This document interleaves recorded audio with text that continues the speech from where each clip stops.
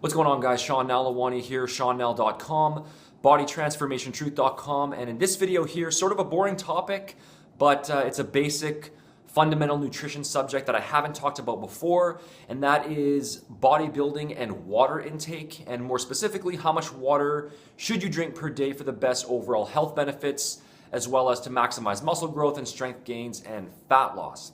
So without going into too much detail, proper water intake is obviously important for a bunch of different reasons. Your brain and your muscles are about 70 to 80% water, and staying properly hydrated throughout the day provides a lot of different health benefits, like helping with digestion, regulating body temperature, transporting nutrients, assisting with proper brain function. These are just a few examples of many. And when it comes to bodybuilding and water intake specifically, there's also a direct connection there as well. Studies have shown that being even slightly dehydrated decreases strength and physical performance. Water also seems to have a direct effect on mood and concentration, so that might carry over to your training sessions as well.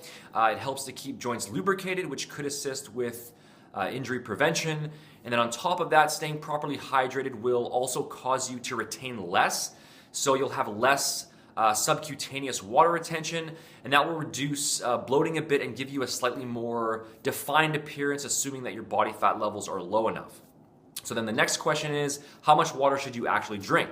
The issue with giving a set guideline to everyone is that it really highly depends on the individual. Overall body weight is one thing, but it's also going to be hugely dependent on how much you sweat throughout the day. And that's going to be influenced by a lot of things like your training schedule, so how often you work out, what type of training you're doing and how intense it is, how much you move around throughout the day in general, the type of climate that you live in. All of these things play a big role in affecting your levels of hydration. Somebody who lives in a hot climate and trains 6 days per week, including weight training and cardio, that person is likely going to require a lot more water to stay hydrated than somebody who trains, say, 3 days per week and works a desk job in a place with a cooler climate, even if those two people are at the same body weight. So you will hear a lot of different recommendations. There's the standard 8 glasses of water a day. Another common one that I've used in the past was about half an ounce per pound of body weight. Some people will just say to drink 1 gallon even, which is about 3.8 liters. And then you'll hear all kinds of other different recommendations in between there. And these recommendations generally will put the average person somewhere around the right level, but my advice would more so be to just adjust your water intake to your own needs. And a good way of doing that is just by looking at your urine, basically. So as long as you're making an effort to consistently drink water throughout the day, you're not thirsty, and your urine is reasonably clear and odorless, then those are really the most important things to pay attention to when it comes down to it. And if that takes 2.5 liters or 4 liters or 6 liters for you to get to that point, then that's fine, because again, it largely just depends on the person, and it will vary from day to day as well, depending on how active you are. So I'd suggest starting off your day by getting in a good half liter to a liter reasonably soon after waking up, just to get off on the right foot.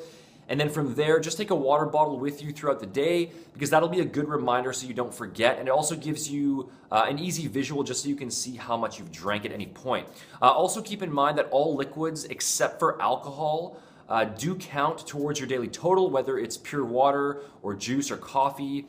Coffee isn't nearly as powerful a diuretic as most people think, and it does hydrate your body.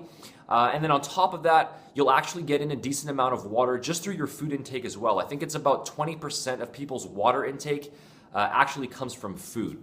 One word of caution that I would give, though, is that it's generally not a good idea to be consuming large amounts of calorie-containing liquids as a way of meeting your daily water needs, even if those drinks seem to be healthy. So things like juices, sugary smoothies, sports drinks, these are all pretty high in calories, and it can add up really quickly if you're not careful. So a controlled amount of those is fine as long as you take the calories into account, but the majority of your water intake should be in the form of plain water or flavored drinks that are 0 calories.